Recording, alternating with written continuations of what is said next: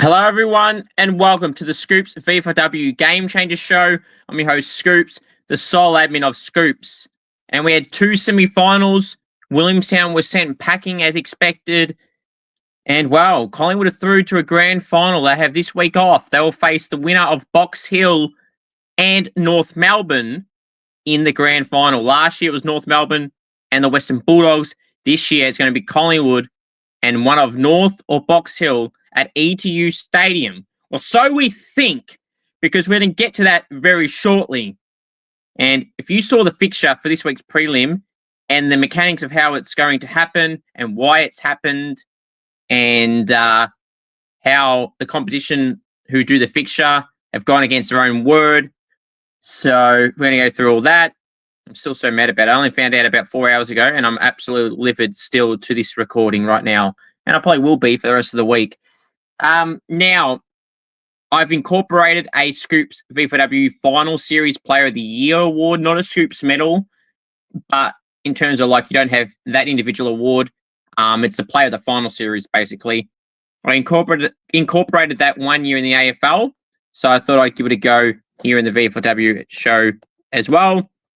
And last week I had the leaderboard that I had, and this week I've added to that with my 10, 9, 8, 7, 6, 5, 4, 3, 2, 1 votes for both games combined. So a bit like coaches' votes, but I've incorporated both games together. Now, how the winner of that will be announced will basically simple as this. It'll be the player with the most votes wins, not on average, but most votes. So if you're Collingwood and you lose by 1 vote, stiff. You got through to the grand final. And the side like Box Hill or North Melbourne now would have had to play all finals to get to it. So a winner could come from one of those two sides. Whoever makes the grand final against Collingwood, it could be a player from that team. You just have to wait and see. And that player has to keep polling votes. Just remember that. So we'll go through that as well. Obviously, the review the games in the week and to preview the big prelim final this week in Frankston, and anything in between. First, I'll start off with this. You want me on Cameo, head to cameo.com/Cooper G. You want me to roast a friend, wish them a happy birthday, anything at all, cameo.com/Cooper G. And if you know any VFLW players and you want to see them on the channel in a Goal King Challenge and or interview, please do send me a message and we'll try and get something sorted. Now, again, if you haven't watched my Scoops VFLW medal, the inaugural Scoops VFLW medal, please go and check it out. You might want to pause the next 20 seconds or skip the next 20 seconds. I'm about to say who won. Congratulations again to Talia Sanger, who will play in this year's grand final, who won the inaugural Scoops VFLW medal. Paige Price won the Respect Player of the Year award. Matilda Van Berkel won the Most Valuable Player. And Stacia Stevenson won the Most Improved Player in the competition. So well done to all those girls for winning their respective awards. And Amy Trinidad and Talia Sanger won the Rising Star as well. So well done to all those girls who got an award. And funnily enough, besides Amy, every other player I just mentioned is currently still in the finals race, which just proves how good my vote count truly was and my award winners. Also have my All-Australian team as well. A lot of representation from the teams that are remaining, the 3 teams left, Collingwood, Box Hill and North. They were heavily featured in my All-Australian team as well. And it's a true reflection on how good those 3 teams have been this year for the big part of this year, if not all the season, especially compared to the others who have been all over the place or terrible if you're Carlton or Casey or the Bulldogs or Geelong. So there you go. Now, when I pump up Scoops vs Bang and I tell you all it's going to be an explosive one, it is an explosive one. Now, for this show, we've probably had about 18 episodes, and I've had a big rant the last few weeks, and at the start of the year, this is going to be the best one the most explosive one. So please welcome the world famous segment, Scoops Goes Bang. That's my reaction to when I saw the fixture for the grand final. Sorry, not for the grand final, for the prelim, potentially the grand final next week. So we got told well in advance that the home team would host the qualifying/elimination finals and the semi-finals. Perfect. Well, number one, they went against that because last week Collingwood had a semi-final at ETU Stadium. Last time I checked, that's not Vic Park. It's not the AIA Centre. So that's Port Melbourne's ground. So that was crap there. The scheduling has been terrible. The timing of a final. You had 3 finals in the first week, all clash with each other.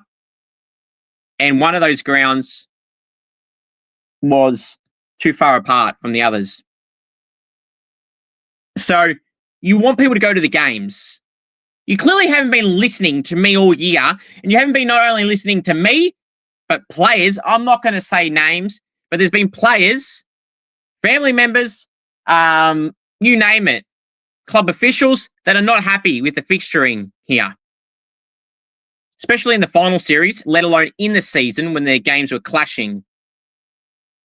You know, then they catered to the VFL last week, and now this week they're catering to themselves and potentially the VFL. We haven't heard official word from the VFLW competition to people in the league that are making these ridiculous decisions. So let me get this straight.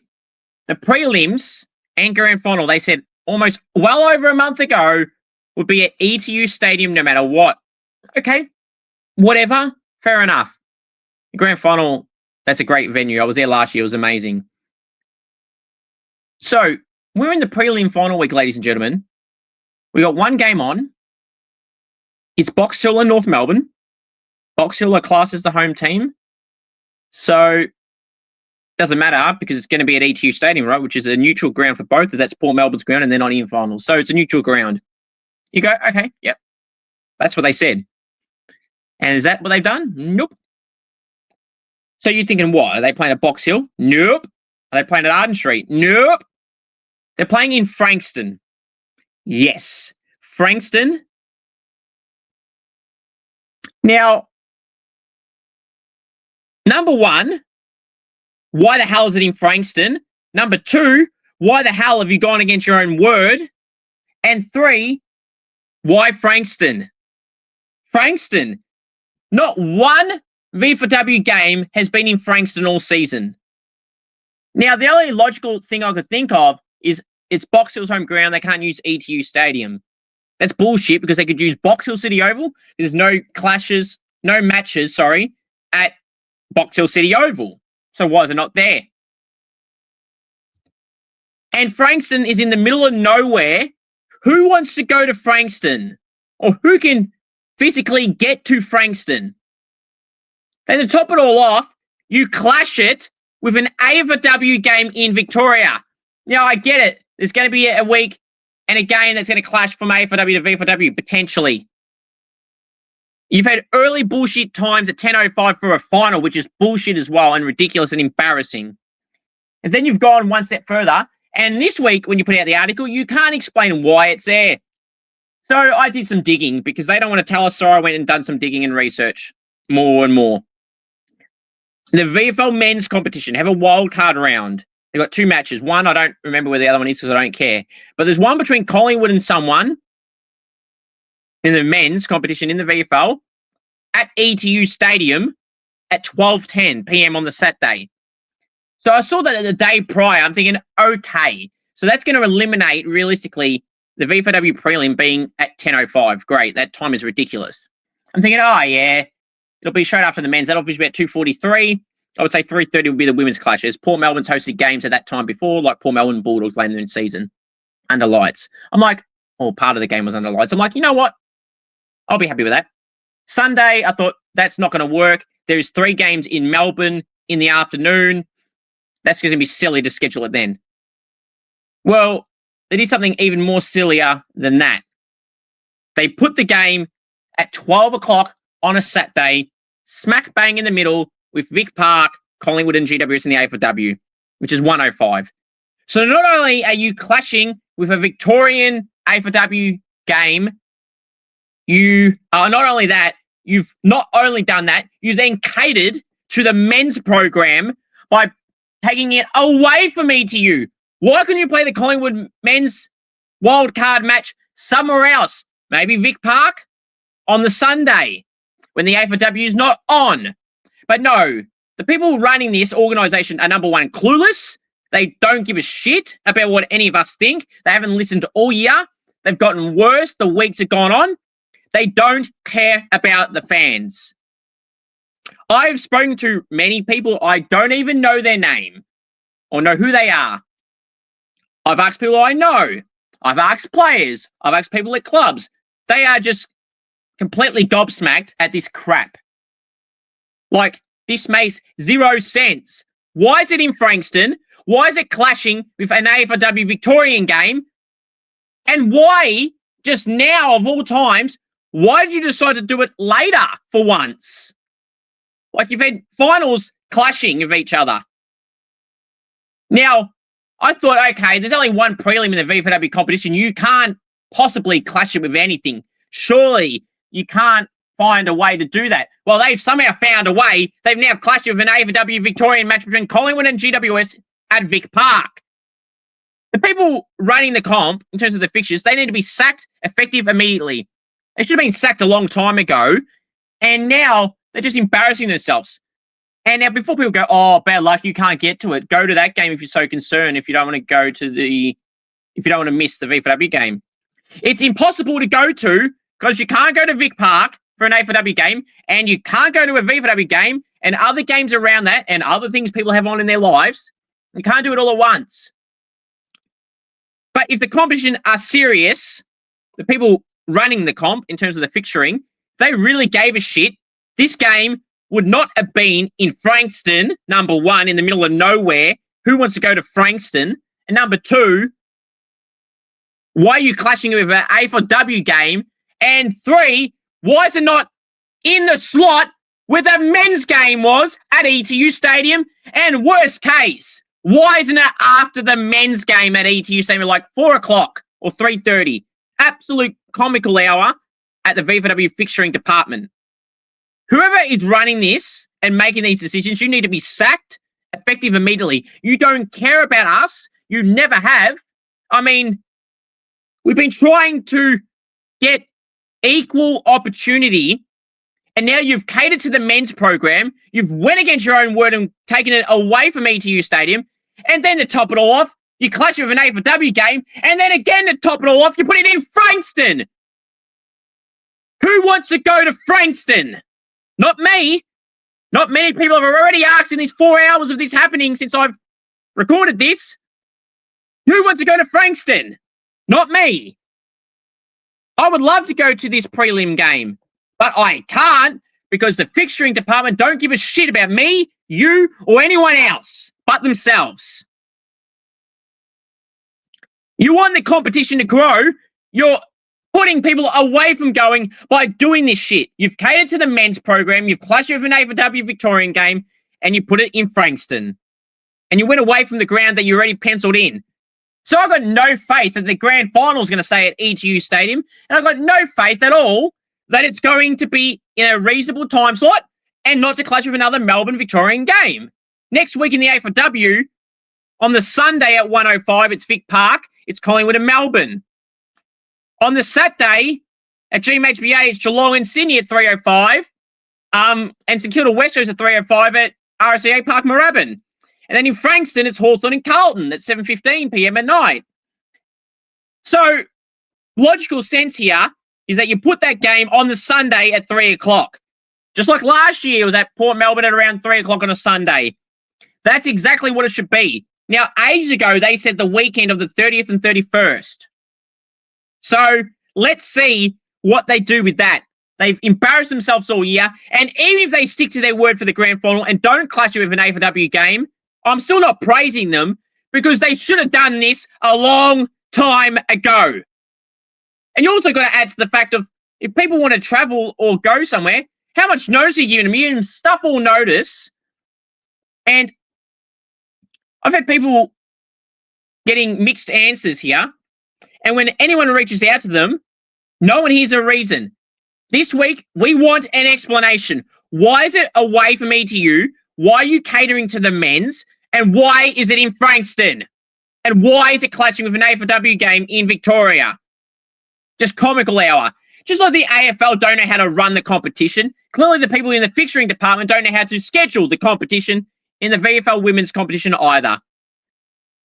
They don't give a shit about us, so I don't give a shit about the people in charge. You're running the league. Give a shit about us. I would love to go to every VFLW game physically possible. And I know a lot of people that would. I know plenty of people. I've asked them. I'm like, oh, are you going to go to the game this club? No, I can't. Unfortunately, clashes with this and clashes with that. It's too far. Like, I get that everyone's not going to be happy. But who asked for Frankston? Who asked for it to be put away from ETU Stadium? Who asked for this? Not me. Not anyone watching this. And not anyone with a brain. I guess people that live in Frankston, it's great for them. But even then, there'll be some people that live in Frankston that aren't happy it's in Frankston because of the time, and it might clash with AFLW. In fact, it does clash with AFLW, as I said. So it's just like, seriously. So I wouldn't have been able to go to any finals because they don't know how to clash, get games away from clashing. It's that simple. Maybe put it on after the men's game this week at ETU Stadium, or better yet, get rid of the men's clash at ETU, put them somewhere else. I don't care where else, somewhere else that there wasn't a game already scheduled. Since when does the men's competition get a priority over the women's competition? When the women's competition is already penciled and scheduled in that ground for that weekend. Why couldn't they be on separate days? The people in charge are clueless. It's as simple as that. They've got no brains, and they don't give a shit about us. Pathetic. Lift your game. It's embarrassing. Should be all sacked. Hope you all enjoyed that edition of the long, extended edition of the world-famous segment, Scoops Goes Bang. Hope you all enjoyed that. Now, it's time to review the weekend's results in the finals series. So Collingwood 6-5-41 to Box Hill 2-4-16. Look, really disappointing for Box Hill. They had a moment in the game where they looked okay, just didn't capitalise on the scoreboard, and Collingwood did. You know, Dom Carbone a goal in 26, Tale Sanger a goal in 21. Lily Rose Williamson came back after being on the AFLW list now, qualified for finals. That's exactly why she played. It's common knowledge. I mean, if you've got a brain, you would realise that's why she played. Because she was eligible to play. She played basically every game for Collingwood this year, bar like one or two. But yeah, they were really good. Really, really good, the Pies. And Box Hill, we'd be disappointed. Matilda Van Bergel was really good. Their captain, Ali McClinton, came back after being out for a long, long time with an ankle injury. I think it was an ankle injury. She was back. She played game 50 on the weekends, one on Ali. Well deserved. The skipper, Matilda Van Berkel, was great. Paige Price was really dominant in the ruck with 12 disposals and 29 hitouts. Sasha Stevenson had 18 disposals and 11 tackles. She was really, really good. Rosie Dillon was really good. A lot of the Box Hill players dominated on the stat sheet. But in the end, what matters the most is the scoreboard, and Collingwood won comprehensively in the end by 25 points. So, you know, Box Hill will be really disappointed with this effort. They've had close matches against the Pies, where they got robbed one time at Vic Park when I was there. But unfortunately for them, they didn't get the job done. So they've gone a long way to get through, like North Melbourne now. And they'll face North Melbourne on Saturday. We'll have to see how they go. Speaking of the Roos, you know, 4 goals, 17-41, smashed Williamstown 2-5-17. Well, let's not beat around it. Williamstown was shit. Goalless, scoreless, in fact, at halftime. North Melbourne with 3-10. Now, I haven't got the exact numbers in front of me, but I looked at it earlier. North Melbourne have kicked like 14 goals, 37 the last 3 games. The last game of the home and away season and the first 2 finals. Boxler aside, if you give them a chance, like Essendon did in the elimination final, you are going to blow it. So if North Melbourne don't fix their goal kicking accuracy in this week, they may lose this. Not definitely, but they're a good chance of losing it. Nike Jock had a really good game, had like 14 disposals. Stella Reid was awesome, about 8 intercept possessions and 16 touches. Charlotte Blair was really good. Sarah Ingram played her part. Renee Tierney played a part. Alana Barber played her part for Williamstown. Kat O'Brien and Ash Thornycroft have now officially retired. So well done to both those two on their careers. Kat obviously was a really good ruck over time, and Thornycroft was a midfielder. So well done to both on their careers in the VFLW competition.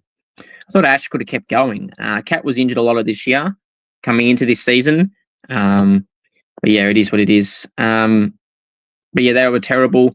I mean, I don't think you could really name anyone that was good for them. Let's be real. I thought Neve Corelli and Georgia House actually were all right, but outside those two, they didn't really turn up the team at all, which is disappointing for them. And yeah, 4 goals, 17, unbelievable. Like 5-13 one other week and 4-10 the other week. So yeah, we'll see how it goes. Now, let's go through my Scoops VFLW Player of the Year votes. Now, this is going to be interesting.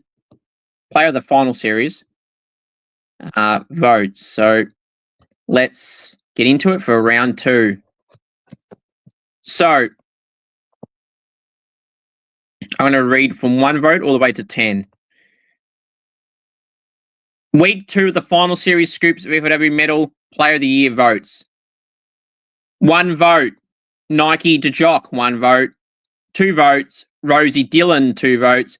North Melbourne, Renee Tierney, 3 votes. North Melbourne, Stella Reid, 4 votes.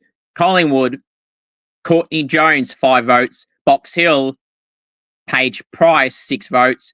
Box Hill, Matilda Van Berkel, 7 votes. Box Hill, Stacia Stevenson, 8 votes. Collingwood, Talia Sanger, 9 votes.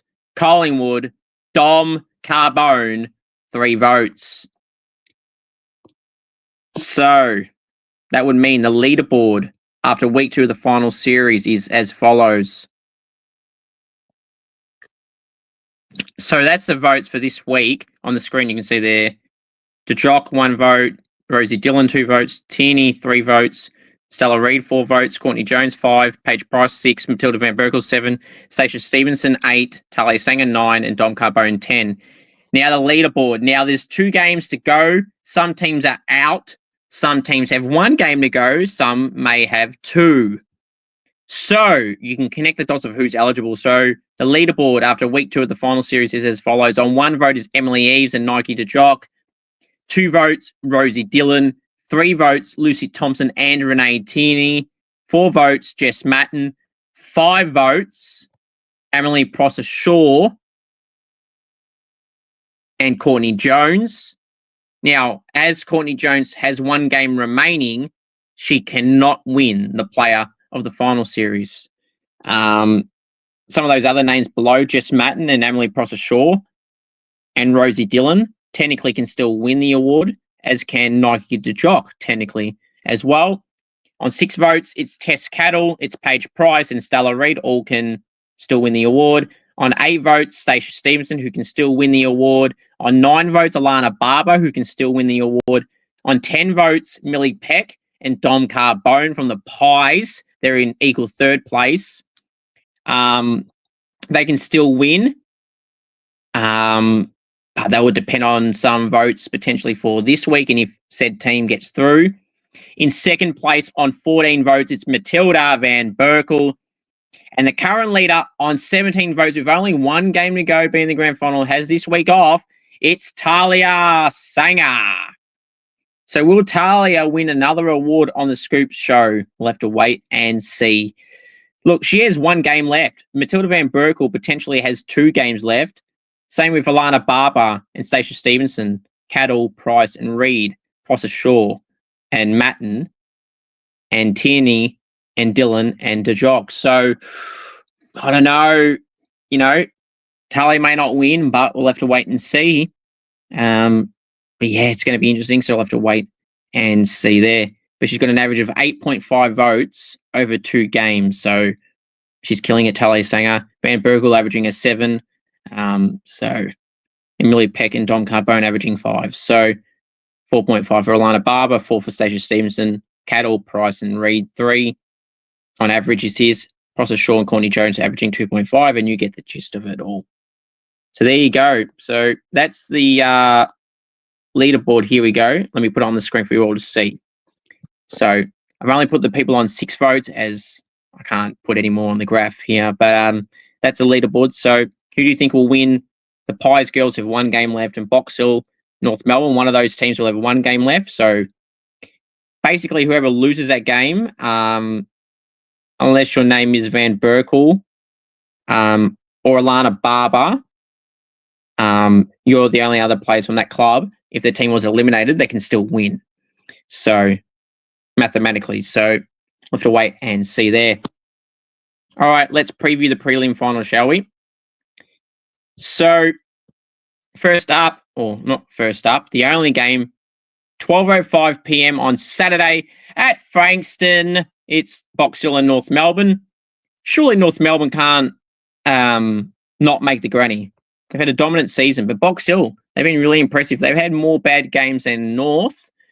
But who can have the good game on the weekend? I feel like with Collingwood, these were the top three teams. So same three I predicted to make the top three are in the top three. So no surprise there. But it's going to be interesting, isn't it?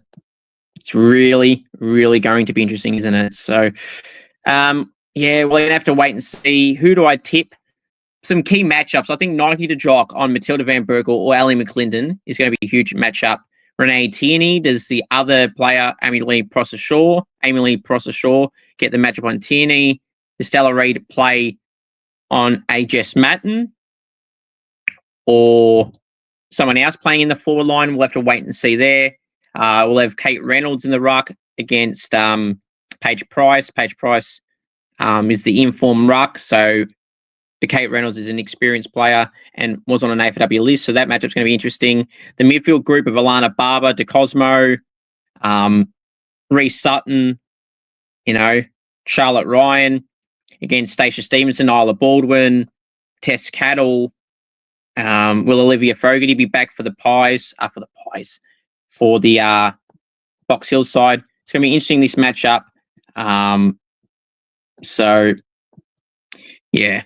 How do I go about this? Unfortunately for the Box Hill Hawks, I think they're just going to lose. They could win this, though.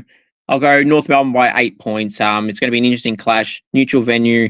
But yeah, we'll have to wait and see. My final thoughts are simply this. If you know any VFLW players and you want to see them on the channel in a Golding Challenge and or interview, please do send me a message and we'll try and get something sorted. Thank you all for watching this week's episode of the Scoops VFLW Game Changers. Next week, we preview the grand final and review some of the other teams that we didn't review this week in the coming weeks. Thank you, and go all teams this week.